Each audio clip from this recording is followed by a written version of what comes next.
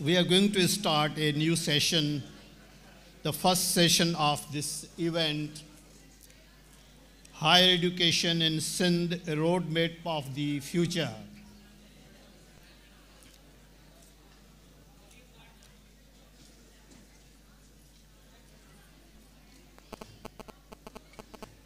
It was about 20 years ago.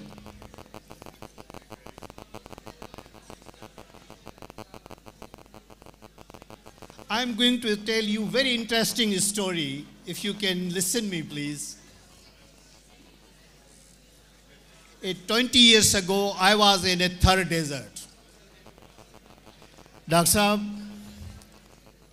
we were having a survey of oil through oil and gas company near to India border. We were 3 people, experts in plants and wildlife, while traveling through by our double cabin. हमने कोई देखा कि एक बाबा जी जा रहे हैं जो sir पे कुछ सामान है और उस रेत में जा रहे हैं, और मुझे पता था कि उस सराउंडिंग एरिया में कोई गांव तो नहीं है। ये इस वक्त और दिन में वो मंथ था जुलाई का, वेरी हॉट वेदर। तो मैंने अपने दोस्तों को कहा कि जी हम ये करते हैं, हम इस बाबा को बिठाते हैं इस गाड़ी में, हम 3 लोग हैं, तीसरा लोग हम इधर हमने बीच में बिठाते हैं। तो हमने गाड़ी रोकी और बाबा जी को कहा कि बाबा आए हमारे साथ, आप बैठ जाएं, हम आपको कहाँ जाएंगे। वो सावनवारी तड़ पे जा रहे थे जो कम से कम कोई 20 किलोमीटर उधर से दूर था। अब अंदाज़ा लगाएं कि 1 बजे हमें मिला है और ये 20 किलोमीटर डेजर्ट में पैदल जाएगा और उस अपने गांव पे जाएगा। तो हमने उसको बिठा दिया। उस बाबा का नाम था चाचो जुम्मन। चाचो जुम्मन को जब हमने अपने साथ बिठाया तो चाचो जुम्मन ये देखकर हमारे बड़े कैप्स, चश्मे, जीन्स, वो हमसे पूछ रहा है कि आप कौन लोग हैं, इधर क्या कर रहे हैं। ये मेरे यूथ के, ये सब के लिए एक बड़ी इंटरेस्टिंग जो है वो मैं आपको फैक्ट्स बताता हूँ कि जब उसने पूछा तो हमने बड़ा होकर अपना तारीफ कराया, जी मैं फलां डॉक्टर भट्टी हूँ। मैं उसने कहा कि मैं स्नैक्स का एक्सपर्ट हूँ, मैं किसी बर्ड्स का एक्सपर्ट हूँ, मैं ऑयल एंड गैस का एक्सपर्ट हूँ। उसको हमने पानी भी दिया। पानी पीने के बाद वो कहता है कि आप इतनी डिग्रियाँ पढ़कर जो आए हैं, मेरा आपसे एक सवाल है, और वो आपको पास और नापास में उसका जो है ना, मैं आज आपका इम्तिहान लेता हूँ। उसने हमसे सवाल पूछा, ये पूछा कि ये बताओ, ये सबसे सवाल है आज मेरा, 20 साल जो थर्ड डेजर्ट में चाचा जुम्मन ने मुझसे पूछा, ये बताओ वो कौन सी चीज़ है जिसके बगैर ये दुनिया नहीं चल सकती। हमने तो बड़ा आराम से कह दिया, बड़ी साइंस बता दी। किसी को है आइडिया कि उस बाबे ने हमसे क्या सवाल पूछा, उसका क्या जवाब हो सकता है, कि वो कौन सी चीज़ है जिससे दुनिया नहीं चल सकती, उसके बगैर दुनिया नहीं चलेगी। डॉक्टर शेख साहब, हमने बड़ी कोशिश की कि बाबा को बताएं, ना ऑक्सीजन ना पानी, उसने कुछ नहीं माना और वो हमें टीज़ करता रहा। और मेरे जो 2 दोस्त थे वो उर्दू स्पीकिंग या पंजाबी, उसने कहा यार क्या ये तूने डॉक्टर साहब, why you have bring him this person, we are not feeling comfortable. वो कंटिन्यूस हमें बातें करता रहा। जब हम सावन तड़ के पे पहुंचे तो हमने शुक्र किया और बाबे जी को हमने कहा, जी बाबा जी खुदा हाफिज। हमने उससे जवाब नहीं पूछा। बाबा जी अब लेवल देखें, वो हमसे बड़ा था उम्र में, नीचे उतरा। उसने कहा कि आप मुझसे इसका जवाब नहीं पूछेंगे, कि मैंने जो आपसे सवाल किया इसका जवाब नहीं पूछेंगे। तो मैंने उसको कहा, बाबा जी बता दो, जल्दी कर बताओ, हमें देर हो रही है। किसी को है आइडिया इन ए सेकंड, किसी को आइडिया है कि क्या जवाब होगा बाबा जी का। मैडम अब सबका, अब इम्तिहान तो इनका है।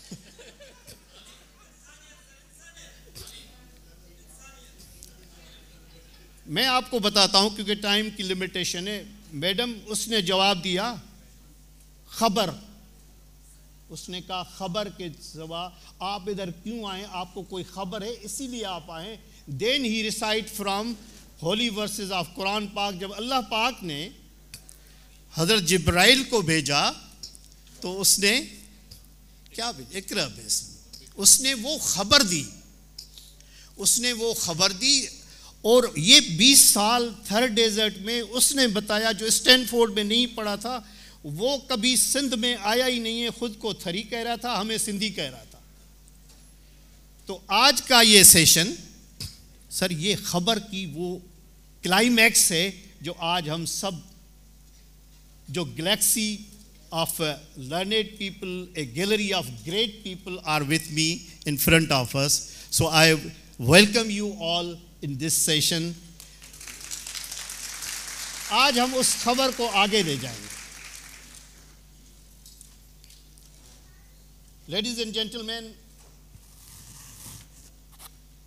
अब जो टाइटल है इसका, high education in Sindh road map of future.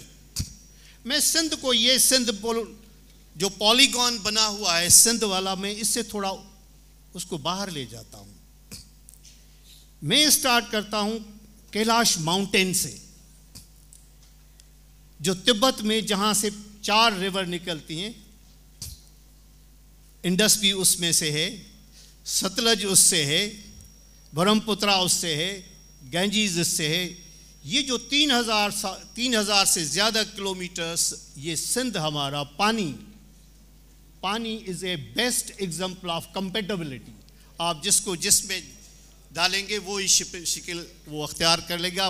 अब फ्रिज में रखेंगे वो आइस बन जाएगा। तो ये जो सिंध है हमारा, ये सिंध सिर्फ ये पॉलीगॉन नहीं है जो इसमें हम बैठे हैं। मैं अभी सिंध को वहाँ से स्टार्ट करता हूँ, तिब्बत से। वो हमारा सारा सिंध है, जो हिंद है, जो मेहरान है, जो इंडस है, ये सिंधु है। So welcome to this session. अब जो मेरे साथ दोस्त मेरे बैठे हैं, डॉक्टर रफ़ी साहब, he is heading the high education commission, doctor Zahid, doctor Mohammad Ali Sheikh साहब, इनके इंट्रोडक्शन की ज़रूरत नहीं है। They are completely plunged in education system of Pakistan, of Sindh, of institution, because they have build the institution. और ये उन्होंने ये इदारे बनाए हैं। मेरी एक और बात, जब मैं वाइस चांसलर बना शेख अयाज यूनिवर्सिटी का, तो सर मेरी यूनिवर्सिटी में 3 घंटे लाइट है, 3 घंटे लाइट नहीं है। जब मैं इलेक्ट्रिसिटी यहाँ सखर के हेड को फ़ोन किया कि सर ये मेरा रिक्वेस्ट है, हमारे प्रैक्टिकल हैं, एक्सपेरिमेंट हैं या स्टूडेंट हैं, हमें प्लीज़ कोई हमें हेल्प करें, कोई एक्सप्रेस लाइन दें। सर कमाल का जवाब था उस जेंटलमैन का। उसने कहा हमारी प्रायोरिटीज़ में इंडस्ट्री है, तो हम पहले तो इंडस्ट्री को सप्लाई देंगे और उसके बाद आप हमें कहीं ख़त लिखें। आई phrased what is university. Doctor साहब यो मैंने फ्रेज़ उस वक्त मेरे पास पहले था। वो फ्रेज़ ये है, हम सब एजुकेशनिस्ट हैं, हमारे स्टूडेंट हैं। मैं कहता हूँ कि universities are mother of all manufacturing industries. मैंने उसको बताया उस साहब को, आप किस इंडस्ट्री की बात करें, because I am the mother of all manufacturing industries which sensitize the human resource, humanity and humility. तो यह है यूनिवर्सिटी। सर हम सब बाकी इंडस्ट्री बात की है, बाकी टेक्नोलॉजी बात की है, बाकी जॉब्स बात कहें, पहले सर हमारी यूनिवर्सिटी है। सो ये हमारी इंडस्ट्रीज़ हैं, मदर ऑफ ऑल इंडस्ट्रीज, जिसके हम आप हेड रह चुके हैं, बना चुके हैं। सबसे पहले मैं जो सवाल जो इस पहले तो thankful to art culture Pakistan, जिन्होंने आज का इवेंट हमें सक्खर में, कराची से डिफरेंट एरिया से होकर they came to Sukkur, and great people, loving people, learned people, my senior, they are sitting over here. मैं सबसे पहले तो डॉक्टर रफ़ी साहब से एक छोटा सी क्वेश्चन या जो भी है कि sir, the given rapidly changing global landscaping, how can the higher education adopt this strategy ensuring the Pakistan or Sindh universities remain competitive on international level while addressing the specific challenges of Sindh? Thank you very much. बहुत बहुत शुक्रिया भट्टी साहब आपका, and assalamu alaikum to everyone over here. All luminaries are sitting over here, especially vice chancellors हमारे मौजूद हैं. Each one of us fully aware what are the challenges that we have. Students को भी पता है क्या challenges हैं. देखिए, international, to be very honest, I am there in Higher Education Commission as the chairman, so I know the in and out of what higher education is, and I have been a vice chancellor myself for Jinnah Sindh Medical University for 9 years. और आप सब ये जो है इस बात से वाकिफ़ है कि to be very honest, it's not only the higher education, it's also the primary education. So there should not be a disconnect between education dividing into higher education and primary education, because higher education की जो लोग आते हैं, बच्चे आते हैं, they come from the primary education. आप कह रहे हैं कि इंटरनेशनल लेवल से हम किस तरह डिस्कनेक्ट हैं, किस तरह से हमारे चैलेंजेस हैं, वो तो आप देखें ना, इंटरनेशनल रैंकिंग से आपको वाज़ेह हो जाता है कि हम पहले 500 या 800 में तो स्टैंड ही नहीं करते. अगर कहीं करते भी हैं तो उन रैंकिंग्स में करते हैं जो कि ज़्यादा मैटर नहीं करती, टाइम्स में या इम्पैक्ट रैंकिंग में. तो हमें तो बहुत सारे चैलेंजेस हैं. हमें पहला बुनियादी चैलेंज तो ये है कि हमारा जो कैरिकुलम है सर, वो आपको भी खुद पता है, वो कैरिकुलम इतना आउटडेटेड है जो हम पढ़ा रहे हैं बच्चों को. वो कैरिकुलम इंटरनेशनल कैरिकुलम से, इंटरनेशनल एजुकेशनल स्टैंडर्ड्स के मुकाबले में बहुत पीछे है. जब तक आपके बच्चे इंटरनेशनल लेवल, अब आर्टिफिशियल इंटेलिजेंस वगैरह या इस तरह IT वगैरह जो कि है, उन चीज़ों के ऊपर हमारा जो कैरिकुलम है, that is far behind of what international curriculums are. And I have been studying that and I know that where we stand. Recently I have been to, हम गए थे स्टडी टूर के ऊपर, कुछ वाइस चांसलर मेरे साथ थे, UK गए. हमें वहाँ जाके पता चला कि जी हम जो कुछ पढ़ा रहे हैं उसकी रेलिवेंस जो है ना हमारे अपने ज़मीन के साथ, अपनी इंडस्ट्री के साथ नहीं है. हमारे तालीम याफ्ता तबका जो निकाल, we are just providing job seekers, though we should be providing job creators. That is not we are doing. और अभी एक मुकर्रर ने बहुत अच्छा कहा कि हम सब बच्चों को ये बना के बेचने के आप जाके नौकरी तलाश करें, जो कि कोई भी हुकूमत या कोई भी इंडस्ट्री नहीं कर सकती. तो सर सबसे बड़ा चैलेंज ये है कि आपको अपना डिस्कनेक्ट जो तोड़ना पड़ेगा, इंडस्ट्री के साथ लिजॉन बनाना पड़ेगा. हम इंडस्ट्री वालों के पास गए तो इंडस्ट्री वालों का ये कहना था कि जनाब आपके जो बच्चे हमारे पास आते हैं, इनका जो पढ़ा हुआ है वो हमारे काम का नहीं. अनफॉर्चुनेटली हम जो बच्चों को पढ़ा रहे हैं उसकी इंडस्ट्री को ज़रूरत नहीं है, तो फिर हम क्यों पढ़ा रहे हैं? Unless we modify our curriculum, unless our curriculum is in line with the international requirements, we are not going to stand, and we are not going to face whatever we are having. जहाँ तक financial, सब कहेंगे जी हमें financial problems हैं, ये सब कुछ, ये सारी चीज़ें मौजूद हैं. अल्हम्दुलिल्लाह Sindh government has increase the budget in 2 years from 6 billion to 23 billion, जो कि एक बहुत ही बड़ा वो है जंप है. लेकिन इस सब चीज़ों के बावजूद सिर्फ पैसा जो है वो ट्रांसफॉर्मेशन नहीं कर सकता. Transformation requires a change of complete thinking, objectives and mission to what we want to achieve. And unless that has been there in the universities, I don't think we are ready to face the challenges that we are there.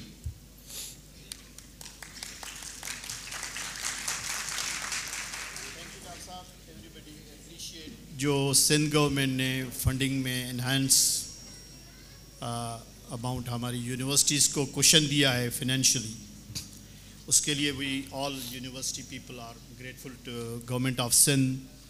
आपके efforts बड़े prominent हैं. अब अगर access को देखा जाए, in fact in Pakistan the access to higher education is around 9 to 10%. The age group 19 to 20, the available facilities for a higher education sector is 9 to 10% or 11% in entire Pakistan in total. If we look at the Sindh, sir, if we leave Hyderabad and Karachi, we start from Tando Adam up to Shikarpur, it's a pathetic number of percentage to having a facility that is the only 2%. Overall, Pakistan is 9 or 10%. But leaving behind Karachi and Hyderabad, we are only 2% access, in which all the cities which have a university, it's a Nawab Shah, it's a Ladkana, it's a Khairpur, it is a Sakkar, Shikarpur, whatever, the available facilities only for 2%. Zahid Saab, I would like to ask you that emerging technologies are reshaping the industries globally. How can Higher Education Commission encourages Sindh University to adopt their curricula to demand the fourth industrial revolution, ensuring graduates are equipped with the job of the future? You may also highlight the skill gap programs which are in addition to degree programs, sir. Thank you very much, sir. Sir, if I, before coming to your answer, जैसे इस वक्त हम 24 करोड़ की जो है वो आवाम है पूरे पाकिस्तान में, और जो सिंध की आबादी है वो 5.5 करोड़ है। उसमें जो हमें देखना चाहिए कि जो 63% पॉपुलेशन है दे आर फ्रॉम यूथ, जो वो, और यूथ वो जो कि 18 से 33 से बिलो जो है वो एज की यूथ वो 63% है। तो this is an opportunity also for us as well as an threat for us. वो अगर 4 चीज़ों पे हम फोकस करें तो मेरे हिसाब से हम हायर एजुकेशन को बेहतर कर सकते हैं। नंबर 1 एक्सेस जो वो, जिसकी आपने भी बात की। दूसरा जो है वो क्वालिटी है सर, और तीसरी है रिलेवेंस, जो चेयरमैन साहब ने भी करिकुलम की बात की, और चौथी है सस्टेनेबिलिटी, जो कि यूनिवर्सिटीज़ को एक सस्टेनेबल इंस्टीट्यूट्स बनाना है। जो इस वक्त सर जो नौजवान हैं हमारे जो यूनिवर्सिटी में आते हैं, वो अगर 100 स्टूडेंट प्राइमरी में दाखिल होते हैं तो उनमें से हार्डली 6 स्टूडेंट यूनिवर्सिटी तक पहुंच सकते हैं। यानी वो भी मैं मिलाता हूं तो वो प्राइवेट सेक्टर जो BA MA करते हैं उनको मिला के ये 6% बनती है, वरना तो ये 4% से भी कम है। अगर 100 बच्चे प्राइमरी में आए तो वो हायर एजुकेशन तक पहुंचते हुए उनमें से सिर्फ 4 बच्चे होते हैं। अगर प्राइवेट BA MA इनको मिलाएं तो 6 जो है वो % जो है वो उनती है। सिंध में इस वक्त जो है वो चेयरमैन साहब बैठे हैं कि 65 बल्कि इस वक्त 66 यूनिवर्सिटीज़ हैं, जिसमें 29 यूनिवर्सिटीज़ जो है वो पब्लिक सेक्टर में है और 37 जो है वो प्राइवेट सेक्टर में है। हाईएस्ट जो प्राइवेट सेक्टर में यूनिवर्सिटीज़ हैं वो सिंध में है। इसका मकसद है कि सिंध में वो कराची में है क्योंकि ज़्यादातर यूनिवर्सिटीज़ प्राइवेट। तो सर एक्सेस का हमें जो प्रॉब्लम है, जो इनपुट आ रही है यूनिवर्सिटीज़ में, वो बड़ी एक उस स्टैंडर्ड की नहीं है जो कि रिक्वायर्ड है फॉर द हायर एजुकेशन। उसमें बहुत सारे गैप हैं कि प्राइमरी में गैप है, मिडिल जो है वो स्कूल्स में गैप है, मैट्रिक में, इंटरमीडिएट में। तो वो बच्चा जो हमें चाहिए वो यूनिवर्सिटी में पहुंच नहीं पा रहा।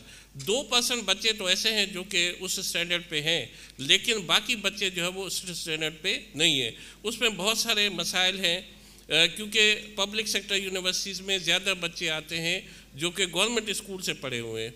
अब उन गवर्नमेंट स्कूल्स में बोर्ड से जो कि बच्चे आते हैं वो उस लेवल के नहीं है। एक तो हमें इंटरवेंशन वहाँ पे जो है वो रिक्वायर्ड है कि हम उनको एनेबल करें फॉर द हायर एजुकेशन। फिर जैसे IBA सखर ने फाउंडेशन सेमेस्टर चलाया कि उनको पहले प्री सेमेस्टर दिया गया और उसके बाद जो है वो उनको इनरोल किया गया।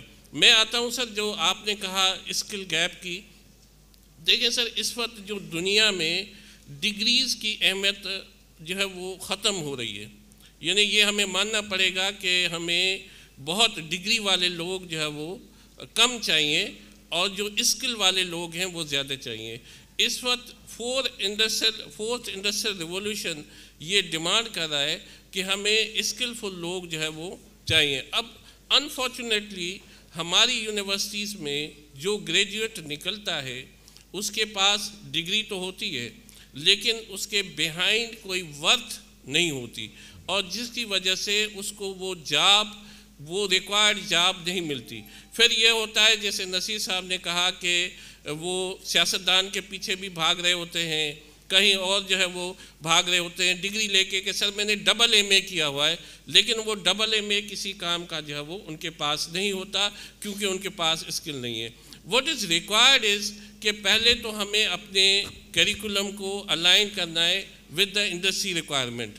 अब एक सर पाकिस्तान इंजीनियरिंग काउंसिल के प्लेटफॉर्म से एक हमने इंडस्ट्रिया अकेडमिया की एक कॉन्फ्रेंस इस्लामाबाद में बुलाई, जिसमें कोई 30 वाइस चांसलर थे, 30 जो है वो इंडस्ट्री के लोग थे।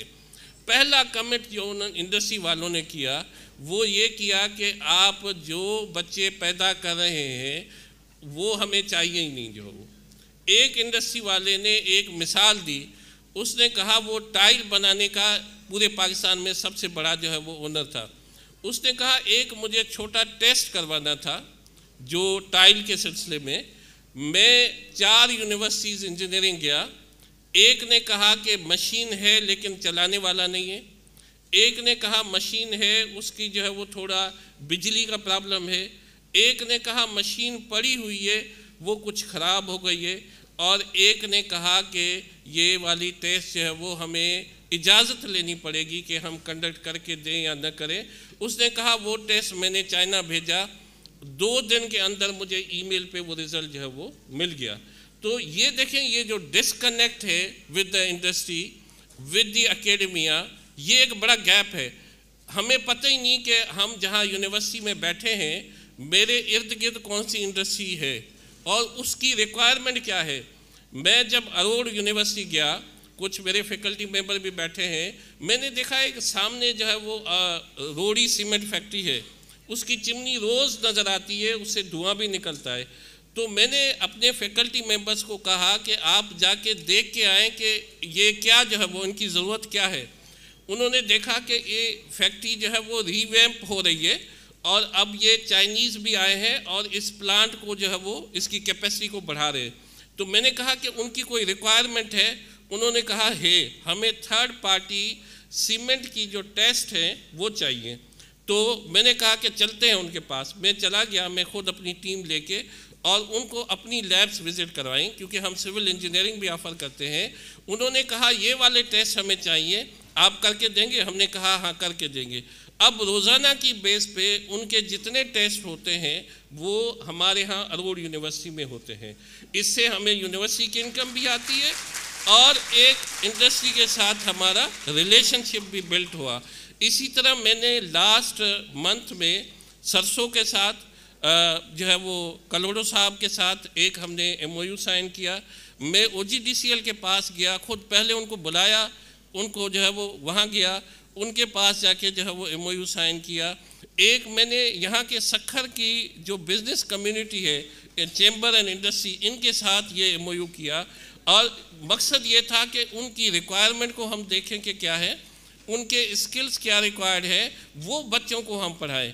अब मैं आप सब लोग जितने बैठे हैं, मैं दावा नहीं करता, सबको मैं इनवाइट करता हूँ कि अरोड़ यूनिवर्सिटी में एक आर्ट गैलरी हमने बनाई है।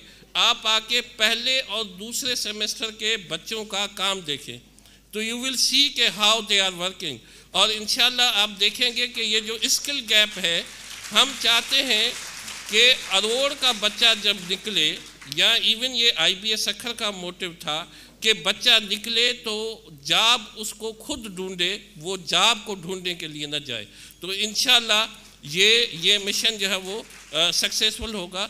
अभी जो अगर हम बच्चों को वो स्किल नहीं थैंक यू वेरी मच, देंगे वी तो अंडरस्टैंड टाइम की लिमिटेशन है। I would like to request doctor Mohammad Ali साहब, he has an experience of working with different government organization, and finally he embarked upon as a vice chancellor of Sindh Madrasatul Islam, and he is aspiring for another job in Pakistan. So I would like to request you that access of to higher education when you are in Pakistan, what do you think that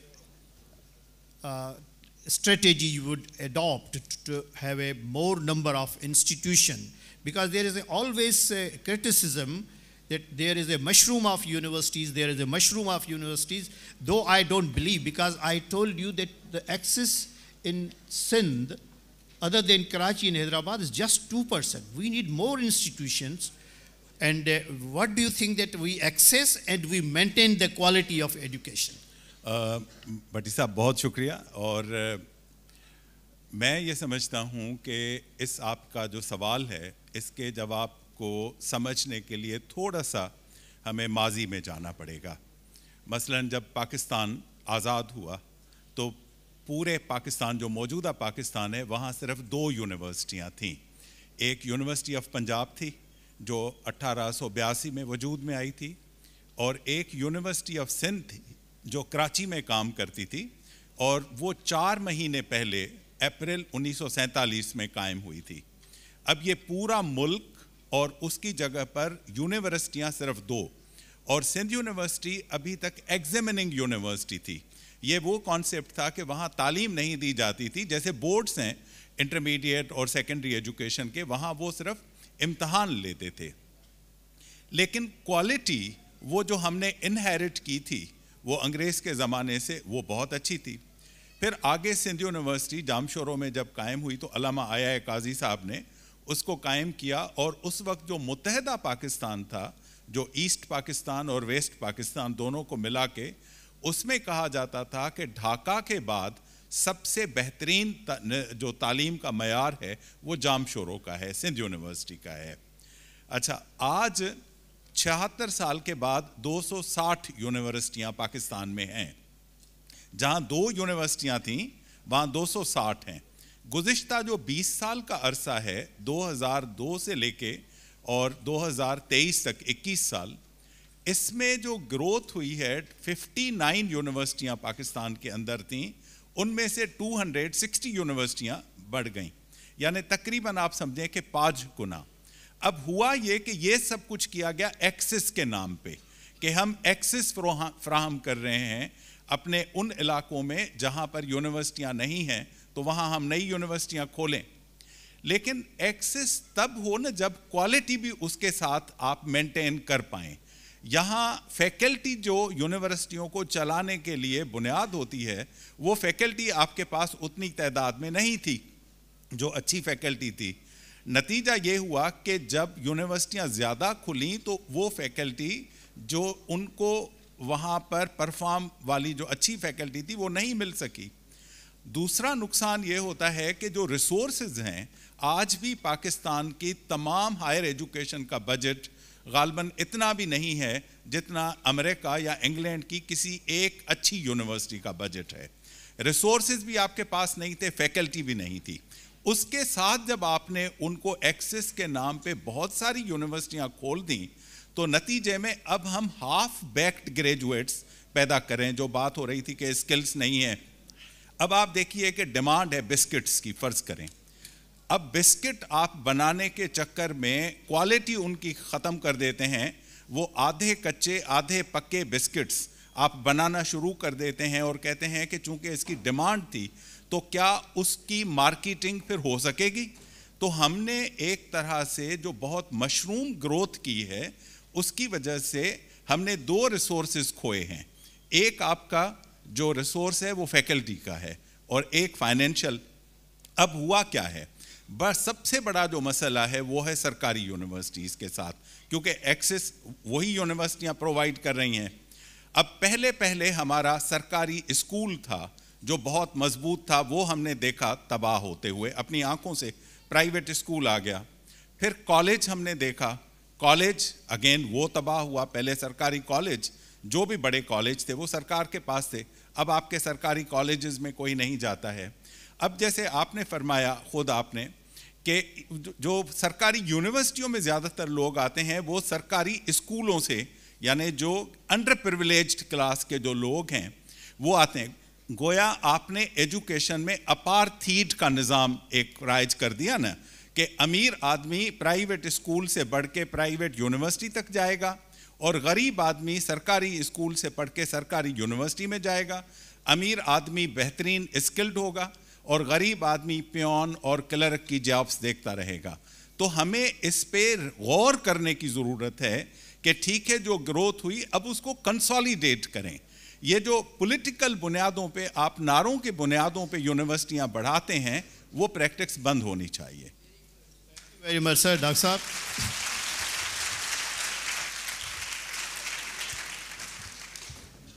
ये खबर जो मैं आपसे share कर रहा हूं ये shocking news है स्पेशली फॉर सिंध।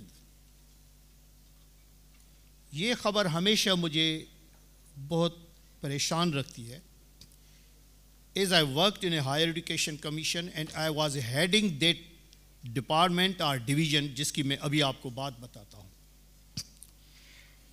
हमारे पास PhD जो पाकिस्तान में इनरोल हैं उनके लिए हायर एजुकेशन के पास एक फैसिलिटी अवेलेबल है कि they can go abroad for 6 months to do their research, have a some collaboration, कोई रीडिंग है, कोई प्रैक्टिकल है, means they can upgrade and make a value addition in their thesis और their research.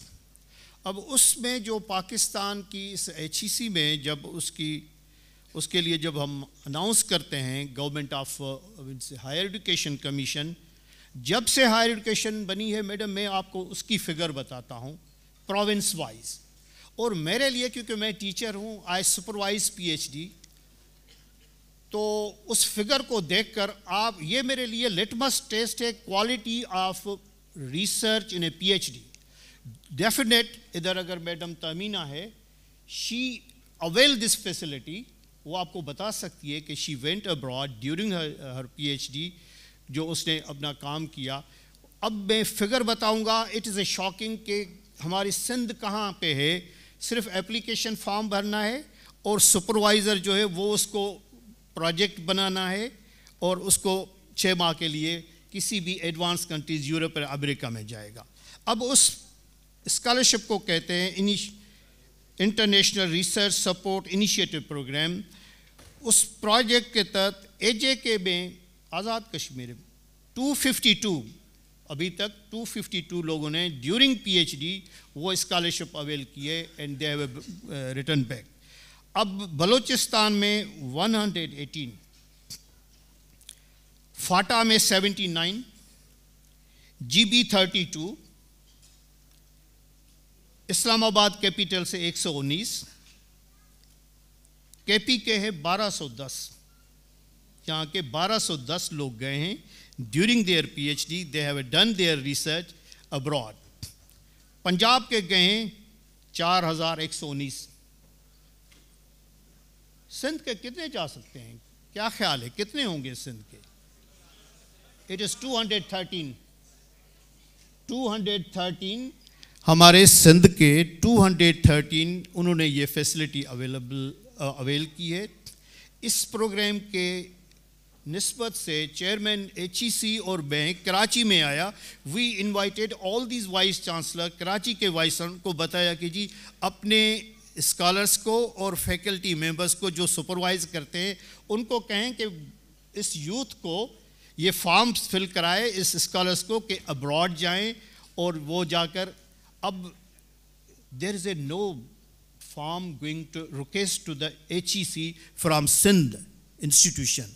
और ये decline है, quality पे compromise है सिंध के, स्पेशली सिंध के यूनिवर्सिटी से। This is a very shocking for me. I believe आप भी इस पे सोचेंगे। सर आप सारे वाइस चांसलर बैठे हैं, मेरा आपसे रिक्वेस्ट है कि अपने यूथ को जो PhD आपके पास इनरोल हैं इनको इनकरेज करें, फंड्स आर अवेलेबल और आप यूनिवर्सिटी के लिए आप जाएं। इसी रेफरेंस से मैं डॉक्टर आसिम साहब को कहूँगा, sir what is your plan future to strengthen the PhD program? This is one of the good universities in Sindh or in Pakistan, लेकिन इसको अभी यूनिवर्सिटी के लेवल तक जाने के लिए आपको बड़ा काम करना है sir. Thank you very much, Dr. Saab. To be very honest with you, I am of the opinion that instead of going towards expansion, we need to work upon consolidation now. We all know about the economy of the country currently. We are facing extremely higher side of problems at universities as per administrative heads. University goes with some finances which are being given to us by the federal government as well as the provincial government. Unfortunately, the budgetary allocations for the last few years are not up to the mark.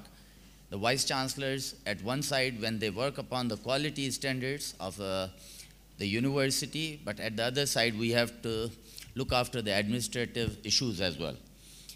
I request the federal government to review its priority and enhance the budgetary allocations as per the announcements from them. Number two, we are facing the brain drain. Dr. Sheikh has rightly mentioned that we have the dearth of the quality faculty, and then another issue what I can incorporate and add upon is that we have another problem of faculty retention, particularly in the areas which are the buzzwords today, should I say, computer science, software engineering, artificial intelligence, cloud computing, and so on. However, geographically dislocated from the metropolitan cities, if I talk about the Sakhar IBA University, though I want to hire the quality faculty in these areas, I don't have ample opportunities. People prefer to go to the metropolitan cities. As far as the quality is concerned, I have remained the Director of Quality Enhancement Cell for last 12 years, whereupon I have witnessed by reviewing the IPE visits of around 50 universities across the country that the quality standards of our PhDs are not up to the mark at all. The minimum requirements are of course being fulfilled as per the HEC guidelines that one research publication is needed. So that research publication in a Pakistani journal which is of X category or W category, that is not a big deal. We are academicians, our bread and butter is with academics and research, and we know how to deal with these things. We have to go to the higher standards.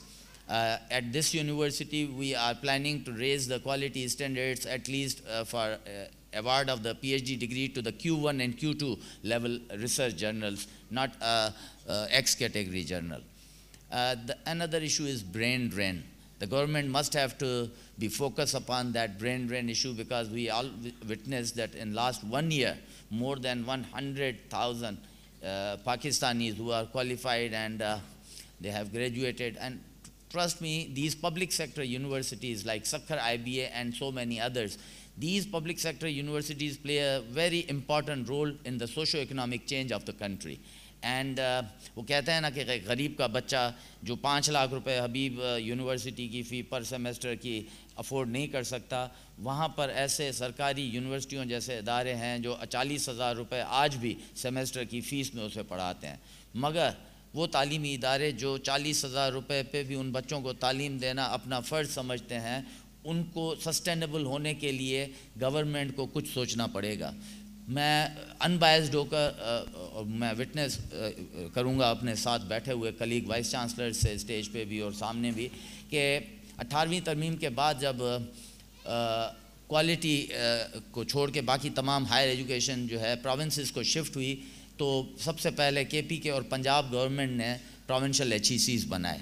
Sindh HEC उनके बाद आया, मगर आज की तारीख़ में Sindh HEC जो है वो पूरे पाकिस्तान के प्रोविंशियल HEC से ज़्यादा परफॉर्म कर रहा है, जिसको हायर एजुकेशन कमीशन में भी सराहा गया।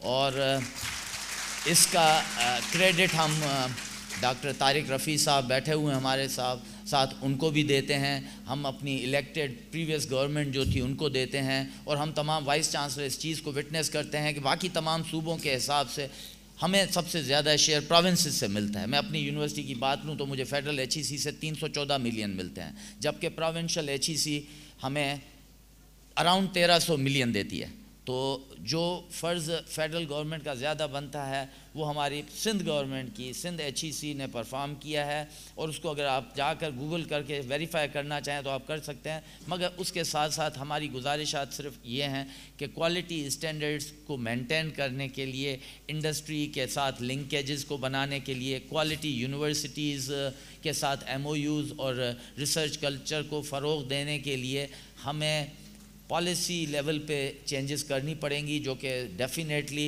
थैंक यू डॉक्टर आसिफ साहब, we are going to change, we are going to work on the policy level. मैं आपको एक छोटी सी बात बताऊं कि सबसे पहले 18th अमेंडमेंट के बाद 2012 और 13 में सिंध हायर एजुकेशन बनी, और 2015 में मोस्ट प्रोबेबली या 14 में पंजाब हायर एजुकेशन बनी। KPK और बलूचिस्तान के पास या आज़ाद कश्मीर के पास वहाँ पे हायर एजुकेशन कमीशन अभी तक नहीं बनी है। They are happy with the federal government, वहाँ पे अभी नहीं बनी है, लेकिन पहले सिंध ने बनाई और 2 साल के बाद पंजाब ने बनाई। और जैसे आपने बताया कि सर सिंध की बहुत बड़ी कंट्रीब्यूशन है और जो हमारी फंडिंग करती है, ये पैसा भी गवर्नमेंट का, ये भी हमारी मनी है, ये हमारे एक्सचेकर, ये भी पब्लिक मनी है जो हमें मिलती है, आइदर हमको सिंध से मिल रही है या फेडरल से मिल रही है। अगर it's not only higher education commission जो आपने अमाउंट बताई, वहाँ पे देर आर डिफरेंट प्रोग्राम्स। आपके डेवलपमेंट देखें कि आप जाहिद साहब तो इसमें हैं कि डेवलपमेंट के, आपके पन की, आपके डिजिटल लाइब्रेरी की, there are 12 more facilities which we are getting from higher education Islamabad. So ये हायर एजुकेशन भी इसको कॉम्प्लीमेंट करती है और हायर एजुकेशन अप्रिशिएट करती है सिंध को, and they are pressing hard to Punjab to give funds to their universities. So lead जो है वो सिंध ने ली है, लेकिन अभी भी हमारी hand holding higher education commission जो हमारी क्वालिटी को, डिग्री अटेस्टेशन को, सारी चीज़ों को हमें वही मॉनिटर करते हैं, वही हमारे साथ हैंड होल्डिंग करते हैं, वो हमारी उसके साथ हमारी affiliation. So I believe that in this way when we work in collaboration and cooperation, competition होगी लेकिन कोलैबोरेशन इन कोऑपरेशन के थ्रू। अब बात मेरी एक रिक्वेस्ट ये भी है कि जो जहाँ भी हैं, जिस शहर में ही हैं, हमारी यूनिवर्सिटियों का कोलैबोरेशन एंड कोऑपरेशन बड़ा बिलर्ड है, it's not a candid clear. अगर हम सब मिलकर आपस में, अगर शिकारपुर की यूनिवर्सिटी IBA के साथ, अरोड़ के साथ या डिफरेंट, हमें कभी बैठे ही नहीं है, हम कभी बैठे ही नहीं हैं, हम 12 vice chancellor, 8 vice chancellor, never ever we sit together to see the what are the strength and facilities we have, so we can share, we can help। मेरा ये भी रिक्वेस्ट होगा कि हम मिलकर काम करेंगे और कॉम्प्लीमेंट करेंगे टू ईच अदर। अब मेरा इनफैक्ट मेरी रिक्वेस्ट जो है, मैं जाऊंगा टूवर्ड्स ऑडियंस। अगर कोई, can you raise your hand if you have any question? Yes madam Sindhu, कोई है? अमर सिंधु अवल हितां ji student. Can you introduce yourself first and then? भाई वो किधर है? आवाज सवाल पूछो। हाँ, माइक आहे, माइक हिन हाल में माइक अचे थी, तेसि ताईं पंहिंजो self sufficient. Madam Sindhu. Hello. हाँ, इहो प्रॉब्लम आहे असांजी इफिशिएंसी जो, हेडो प्रोग्राम आहे, माइक वारो कोन पियो लभे। This is what we have to admit it. दरअसल मेरा ताल्लुक सिंध यूनिवर्सिटी से है और मैं सिंध यूनिवर्सिटी में प्रोफेसर हूँ, जहाँ पर इस वक्त 45,000 शागिर्द इनरोल्ड हैं। आपने यहाँ पर जो गुफ्तगू की, अच्छा हुआ कि ये बात हुई, लेकिन जो सिंध हायर एजुकेशन कमीशन के हवाले से पब्लिक यूनिवर्सिटीज़ और सबसे बड़ी पब्लिक यूनिवर्सिटी की मेंबर होने की हैसियत में हम बहुत क्रिटिकल हैं कि उसका किरदार बहुत जो है सिंध की यूनिवर्सिटियों के साथ एक नाइंसाफ़ी वाला रहा है। उसकी मिसाल मैं आपको ये दे सकती हूँ कि सिंध यूनिवर्सिटी का बजट जो है वो इस यूनिवर्सिटी, जिस यूनिवर्सिटी में हम खड़े हैं, उसमें शायद कोई 10,000 भी जो है स्टूडेंट नहीं होंगे, उससे कोई 50 गुना जो है कम है, जहाँ पर हम 26,000 स्टूडेंट हैं। दूसरी बात, वहाँ पर हमारे स्टूडेंट्स का अभी भी आप देखेंगे कि आज भी मेरे ख्याल में कल भी जो है वहाँ पर वो स्टूडेंट जो है एहतजाज कर रहे थे कि आप फीस सिंध यूनिवर्सिटी कम करें। सिंध यूनिवर्सिटी जहाँ पर गरीब बच्चे पढ़ते हैं वहाँ पर वो 26,000 जो है वो सेमेस्टर फीस नहीं दे सकते। यूनिवर्सिटी 1 बिलियन डेफिसिट में थी, उसके बावजूद ना सिंध गवर्नमेंट ने ना सिंध हायर एजुकेशन कमीशन ने, बावजूद इसके कि ना सिर्फ इंतज़ामिया, टीचिंग कम्युनिटी, बाकी लोग भी बार बार गुजारिश करते रहते हैं, लेकिन जब भी बजट आता है उस बजट के अंदर ख़ास तौर पर जो पब्लिक यूनिवर्सिटीज़ जो बहुत ज़्यादा एनरोलमेंट रखती हैं वहाँ उनका बजट जो है वो किसी तरह से भी जस्टिफाइड नहीं होता। तो मेरा ये अर्ज़ है कि बड़ी यूनिवर्सिटीज़ उनको ध्यान दिया जाए। दूसरी बात मैं ज़रूर ये करूँगी कि ये जो आपने बात की कि जगह जगह कैंपस खोलने की, उसके बजाय जो ऑलरेडी एग्जिस्टिंग यूनिवर्सिटीज़ हैं उन यूनिवर्सिटीज़ का इंफ्रास्ट्रक्चर बेहतर बनाया जाए। हर ज़िले के अंदर यूनिवर्सिटी, मैं उसकी मुखालिफ हूँ कि यूनिवर्सिटी नहीं बननी चाहिए। इस तरह हमारी स्टूडेंट्स को एक दूसरे के साथ मिलने का और जो बड़ी यूनिवर्सिटीज़ के मफाद होते हैं तो उससे हमारा स्टूडेंट सोशली ज़्यादा एजुकेट होता है। चूँकि यूनिवर्सिटी सिर्फ डिग्री देने वाला इदारा नहीं है, वो सोशली एजुकेट करती है। तो मेरा ख्याल है कि हमारे ना सिर्फ टीचिंग कम्युनिटी को लेकिन हमारे दानिश्वर हजरात को भी इस तरफ ध्यान देना चाहिए कि यूनिवर्सिटीज़ का असल मकसद क्या है और जो हमसे उम्मीद की जाती है कि हम एक कौम बनाएंगे और कौम के मुस्तकबिल के मामार वहाँ से निकलेंगे। तो यकीनन उन पॉलिसीज़ में जो हुकूमत से लेकर HEC तक बनती हैं वो हाई ऑफिशियल्स को ना बिठाएं, जो समाज के साथ जुड़े हुए जो लोग हैं उनको शामिल करें ताकि जस्टिफाई किया जा सके उनकी पॉलिसीज़ को। बहुत thank you very much madam. Madam का क्वेश्चन इतना वाइड स्पेक्ट्रम था, आई believe that covers A number of queries और क्वेश्चन फ्रॉम अदर्स। अगर कोई एडिशनल कोई चीज़ है, क्योंकि इसमें क्वालिटी की भी बात हो गई, फंड्स की भी बात हो गई, कम्युनिटी और सोसाइटी की बात हुई, अगर कोई स्पेसिफिक कोई क्वेश्चन पूछना है या इंक्वायरी करनी है तो sir I have a question regarding the specific PhD student. जैसे आपने बताया कि हमारे पास अल्दो एक अपॉर्चुनिटी है कि we can avail and send our students to the foreign countries to learn और स्किल्स जो लैकिंग हैं उनमें, बट अपार्ट फ्रॉम दैट जो मैंने, क्योंकि मेरी PhD मलेशिया से है और मैंने जो एक्सपीरियंस किया है, हमारे जो वहाँ के टीचर्स थे, जो हमारे लेक्चरर्स थे, they were not allowed to do PhD in the same university.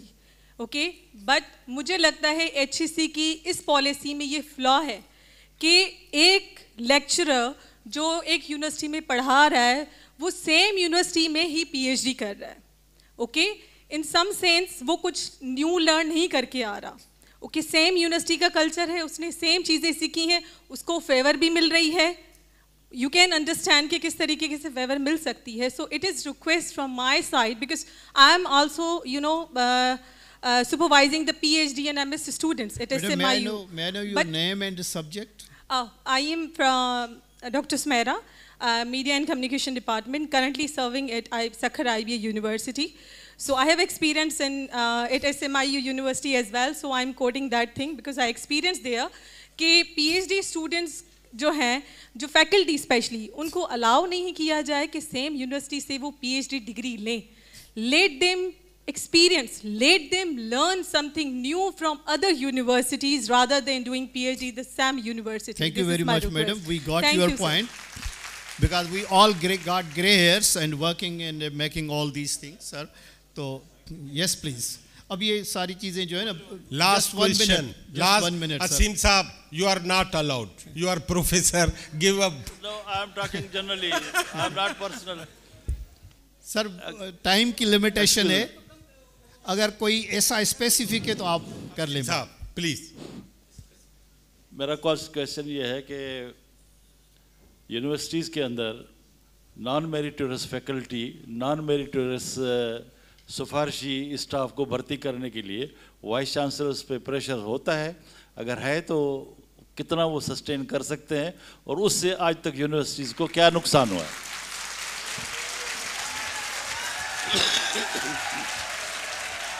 Yeah. Thank you.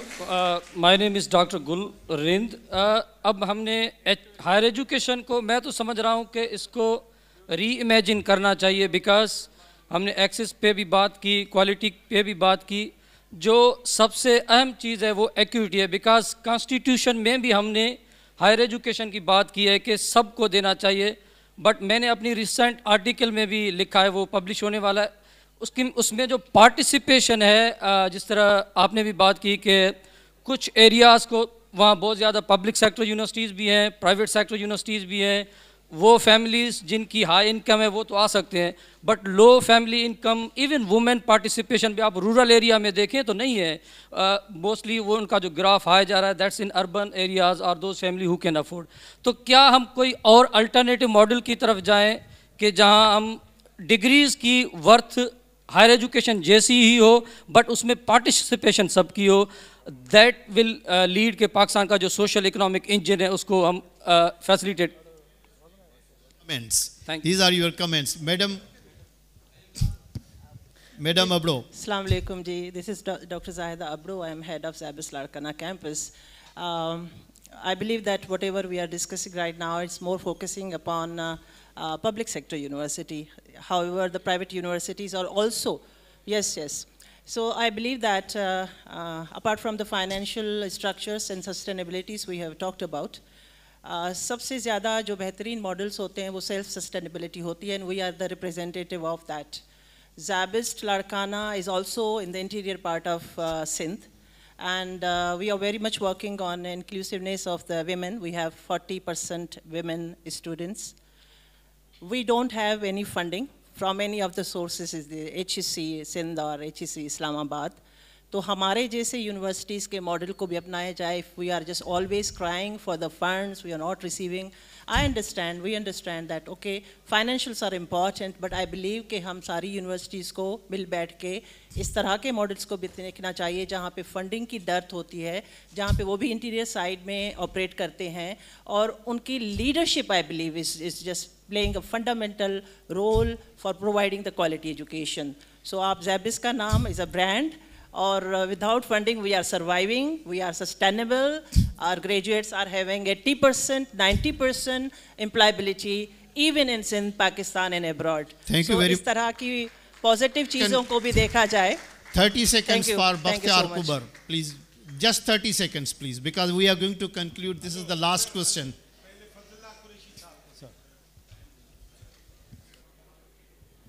Bismillahirrahmanirrahim. I'm Fazlullah Qureshi. Sir, we are talking about 67 universities in Sindh, and Bhattis have talked about the end product. Our end product are students and their quality. Why we have failed to produce not even 100 good students who qualify CSSS? Every year there are 25 to 30 seats which are not filled. And at present there are about 150 seats from Sindh which are not filled in, and this practice is going from years, number one. Number two, in recent local government exams, 105,000 students appeared, which were qualified to appear because they were graduate or postgraduate. Only, sir, 1,000 passed, means 99% failed to qualify that exam. And out of that 1,000, still 400 finally qualified, and still 46 seats are unfilled. What product we are producing? If Higher Education Commission is only to give money to the universities in Sindh, for which they are being praised, then who will look after the standards, and how you will determine the standards? Thank you very much. Thank you very much. Bakhtiar, this is a 30 seconds, sir. Just 30 seconds.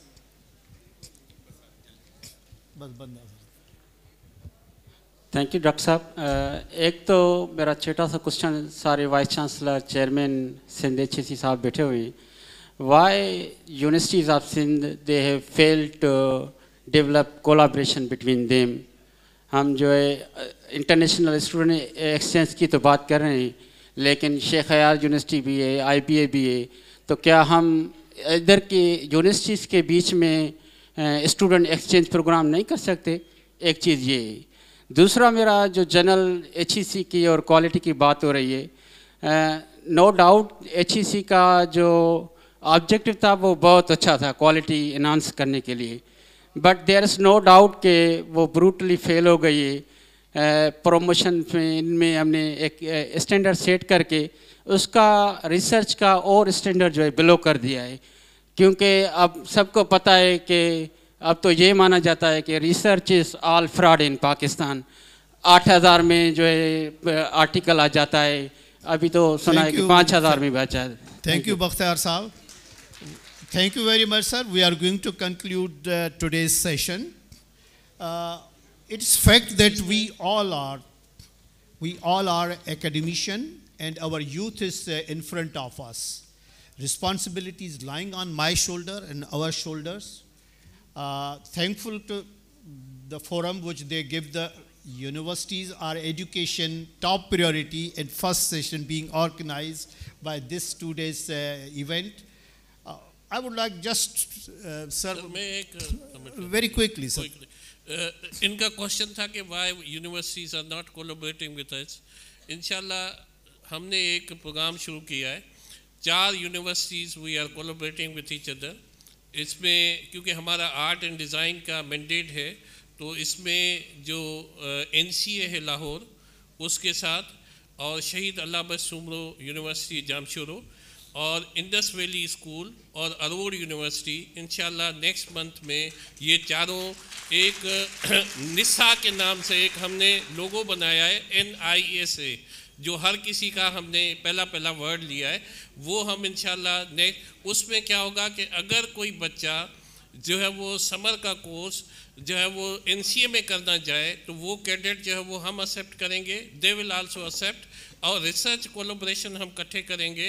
और कोई भी जो अभी हम एक conference के लिए हमने सिंध HEC को अप्लाई किया है, सर सिंध HEC को अप्लाई किया है, उसमें भी हमारा Indus valley is a partner. Sir doctor साहब thank you very much sir. आप सर मैं बस कुछ सिंध यूनिवर्सिटी से उन्होंने कहा कि फंडिंग कम है।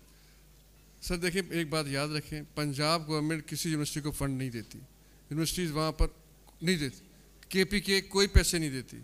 Sindh is the only province जो 24 अरब रुपए देता है, और डेवलपमेंट में ला लें तो 38 अरब रुपए यूनिवर्सिटीज़ को मिलते हैं। इसलिए ये कहना कि जी आप, और ना पंजाब देता है, ना KPK देता है, ना बलूचिस्तान देता है, कोई नहीं देता। Sindh is the only province जो प्रोवाइड कर रहा है। क्यों पैसे Sindh university and Karachi university को सबसे बड़ा केक का हिस्सा मिलता है? क्योंकि बड़ी यूनिवर्सिटीज़ हैं। डेफिसिट क्यों है?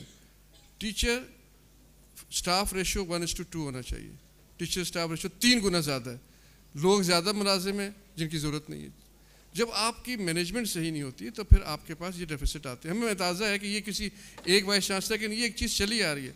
सिंध यूनिवर्सिटी कराची यूनिवर्सिटी का जो रेवेन्यू है उसका 60% to 70% जाता है पेंशन में। क्यों जाता है? इसलिए कि आज तक कोई पेंशन फंड नहीं बना। ये वो चीज़ें हैं जिसमें हमें काम करना चाहिए। अपनी भी चीज़ों में देखें कि हम कैसे बेहतरी लाएं। आप पेंशन फंड नहीं बनाएंगे, 70 साल की यूनिवर्सिटी है, ज़ाहिर है लोग रिटायर हो रहे हैं, आपको पेंशन देनी है, जो पैसे मिल रहे हैं 70-80% तक उसे पेंशन ही वापस चला जाता है। उसके बाद सर ने कहा कि बहुत सारे बच्चे जो हैं वो सीटें खारिज जाती हैं, CSS में नहीं कहते। बिल्कुल सही कहा आपने सर। बात ये है कि यूनिवर्सिटीज़ के पास सिर्फ बच्चे आते हैं 3 से 4 साल के लिए। पहली जमात से लेके 12 या 14 जमात तक जिस स्टैंडर्ड से वो आते हैं, यूनिवर्सिटी उसको 3-4 साल में ट्रांसफॉर्म नहीं कर सकती। अगर आपका प्राइमरी एजुकेशन स्ट्रॉन्ग होगा, बच्चों की प्राइमरी बेस स्ट्रॉन्ग होगी।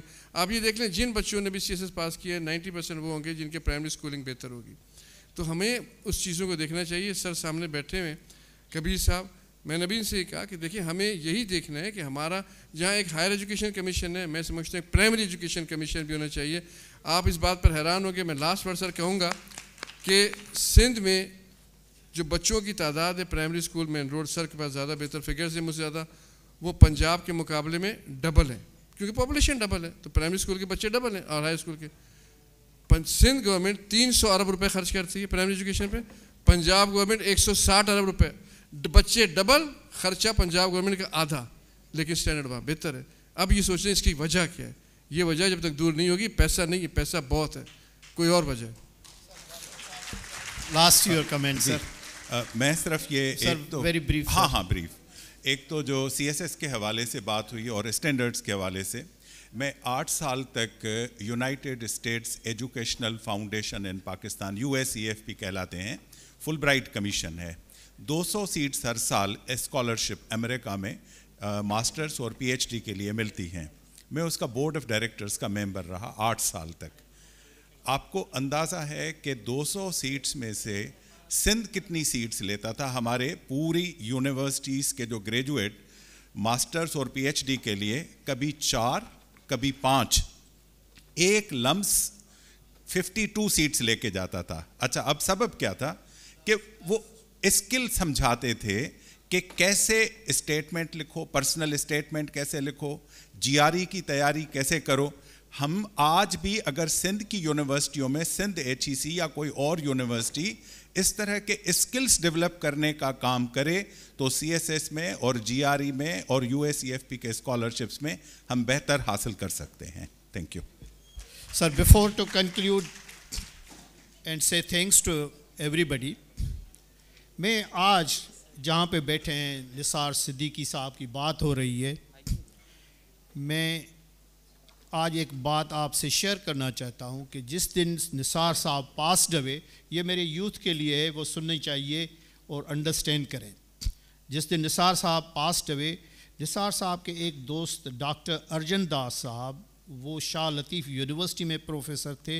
वन और अदर रीज़न, कोई 30 ईयर्स ही माइग्रेटेड टू इंडिया। मैंने उसको मैसेज भेजा, ये क्लास फेलो थे, कि सर निसार साहब इज़ पास्ड अवे। उसने मुझे फ़ोन किया, उसने जो मुझे बात बताई कि वो Piryalo school, Piryalo is 22 kilometres away from this point, मतलब खैरपुर से 22 किलोमीटर्स दूर है। उसने कहा कि हम पिरियालो में स्कूल में पढ़े, उसके बाद जब हम इंटर करने के लिए हम खैरपुर आए तो वहाँ पे कहता है कि मेरे रिश्तेदार ने मेरा अकोमोडेशन कहीं पे किया, एक और वो दो हिंदुओं के लिए हम फैमिली में, जहाँ पे खजूरों की कुछ बोरियां पड़ी थी और वहाँ पे थोड़ी रहने की जगह थी। कहता है निसार साहब वो बाइक, वो अपनी डेली आउटबैक करते थे 8-10 दिन के बाद, क्योंकि वो ब्रिलियंट स्टूडेंट थे, हमारे स्कूल के हम दोस्त थे, और वो उसके लिए पिरियालो से खैरपुर आना बड़ा प्रॉब्लम था उसी ज़माने में जब वो आए। तो उसने कहा कि मैं अपने रिश्तेदार मामू को कहा कि हम 2 तो रहते हैं, हम 3 रह जाएंगे इकट्ठे, और हमारा इंटरेस्ट ये था कि अर्जन दास साहब, और उसने कहे कि निसार साहब इज़ ए ब्रिलियंट, वो मैथमेटिक्स में अच्छे हैं, केमिस्ट्री में अच्छे हैं, वो हमारी हेल्प करेंगे। कहता है फिर हमने उनको भी अपने साथ जाकर उस कमरे में हम 6 माह खजूर की बोरियां और 3 हम स्टूडेंट। उसकी वजह यह है कि पिरियालो उसके लिए बहुत दूर था, 22 किलोमीटर बहुत दूर थे, और वो ब्रिलियंट था। अभी आप सोचें, आपके पास वो जो मैं कहता हूँ कि mother of all manufacturing industries is everywhere. अभी आप समझे कि कितने लकी हैं कि आपको क्या क्या फैसिलिटीज़ अवेलेबल हैं इन छोटे शहरों में, खैरपुर में, लाड़काना में, सखर में, नवाबशाह में। तो हमें इस चीज़ को रियलाइज़ करना चाहिए कि वो ज़माना क्या था और आज हमारा एक्सेस और कितना हमारी फैसिलिटेट किया जा रहा है, और डिपेंडिंग अपॉन उसको क्यों रहा गया कि वो रहा था क्योंकि वो ब्रिलियंट स्टूडेंट था। सो आई बिलीव दैट ये हमारी सोच और समझे हमारी, हमने बहुत आगे गए हैं। जैसे डॉक्टर साहब ने बताया पाकिस्तान बनने के बाद हमने कितनी तरक्की की है, कितने नंबर बढ़ा है, स्टूडेंट्स बढ़े हैं। तो अभी रिस्पॉन्सिबिलिटी, ये स्टूडेंट्स हमें देख रहे हैं कि आज हमारी ये हम one should have a moral courage to say truth and accept truth and take a responsibility. So thank you very much sir, God bless to everybody. ऐसा हमारी ये होप है, and I believe that they will lead and they will go ahead what they are planning in your life. Thank you very much. पंहिंजे vice chancellor मैं सबका शुक्रगुजार हूं। I request a group photo of this session. ए बाहर वो मानियते